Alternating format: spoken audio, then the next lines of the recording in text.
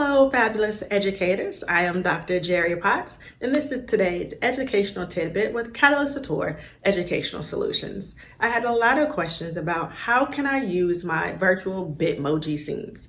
One of the first things that I would want to do with my students and my parents, since we're not going right back into the building when school starts, is creating a Bitmoji scene that's a welcome letter. And inside of that Bitmoji scene is a video where I introduce myself to my parents and my students. And I give them a link from Flipgrid to allow themselves to respond to my video and tell me need to knows about them and their student. Just set up your Bitmoji classroom with a video in the middle, telling them all about yourself, introducing yourself to your students and your parent. So if I have it in my classroom, I also mimic that in my virtual Bitmoji scene because I want them to have some sense of normalcy when they come into the classroom, that it's not all foreign to them. If I have a reading nook in my classroom, I'll have a reading nook in my Bitmoji scene. And in my reading nook, I might have 3 or 4 titles that I want them to click on, pictures of the book. They can click on it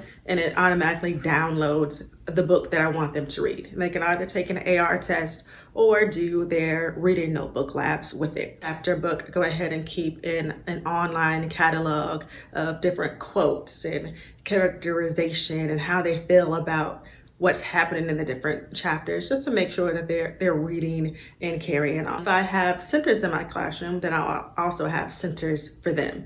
For math, a virtual math center that has their math manipulatives that I want them to use to show me how they can do different concepts. Like, show me how you're using the box method, show me how we break down these base 10 blocks in order to not have to regroup. Another thing that I have in my classroom that I would want to mimic is pretty much a breakout space where they can go and relax, a beanbag chair, and it may have a little link to a playlist that's just jazz, a very calm music for them to just settle down and read if they're in the reading nook or doing their independent work while I'm working with a small group in Google Meets. I also do a virtual gallery walk.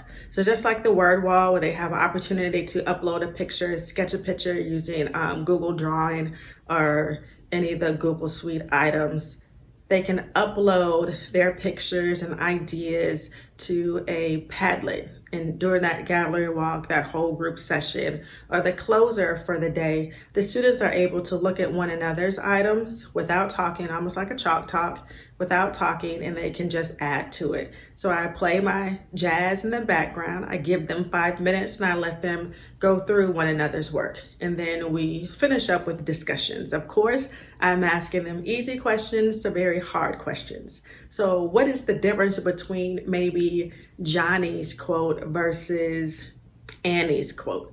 What would be the difference if Johnny and Annie were both in a courtroom? How can they compel the judge to think the same way that they do?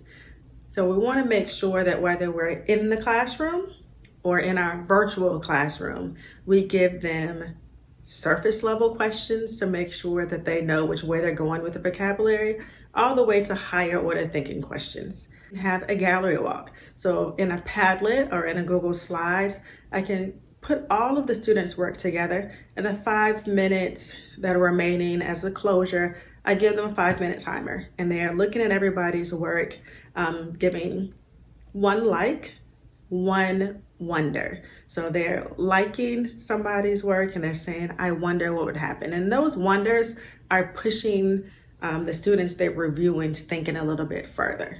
And then at the end, of course, I am pushing their thinking by asking critical thinking questions. For example, if we're doing math and they had to use one strategy to solve, it's like, okay, so here is the math manipulatives in our virtual classroom setting. If you were using these math manipulatives, which ones would you use in order to solve this problem and why? So that's if they did not use the manipulatives to solve it in the first place. And if they did use the manipulatives, then the question might be, what is the strategy that you can use without using the manipulatives in order to solve the equation? And even if they can't get the question right, if they can explain their process or their thinking, that's an informal formative for myself to let me know Either they understand the concept or they don't. So the Bitmoji scenes can be used in a myriad of ways. Some of the things that I said is it can be used as a welcome letter to parents and students to start the year off. It can mimic different areas in your classroom, and it can even serve as a way for students to show their work. Hopefully you can use some of these tidbits in your educational walk as we start this year in the virtual setting. Let me know if there's anything else that you would like to know before we get into the school year. Like, subscribe, comment, go out there and be great.